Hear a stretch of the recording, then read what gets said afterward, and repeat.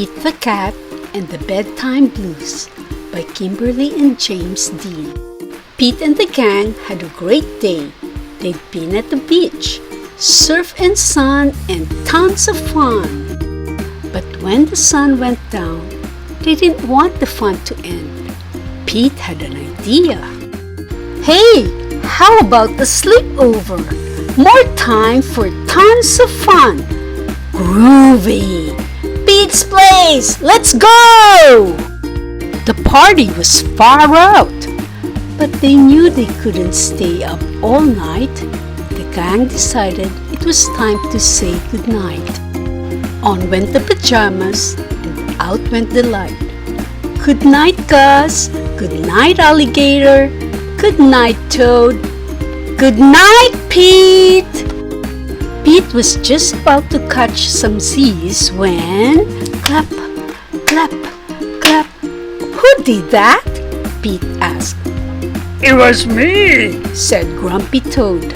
I don't want to go to bed. I want to club instead.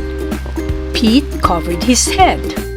Pete tried to catch some Z's when rat-a-tat-tat. Who did that? Pete asked. It was me, said Gus the platypus. I don't want to go to bed. I want to jump instead. Pete covered his head.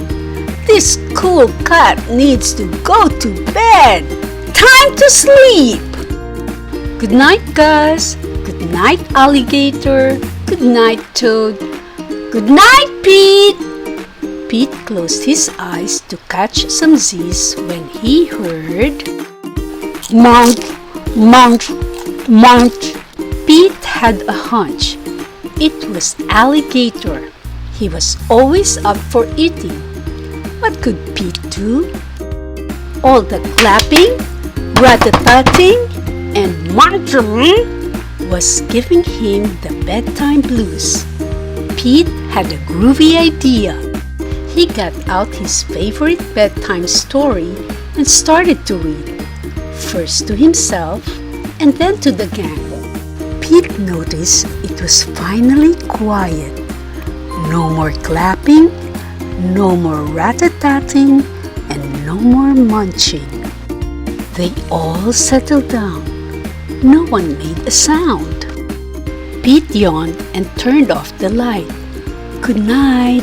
Sleep tight. Time to catch some Z's. Tomorrow was another day for surfing, sun, and tons of fun.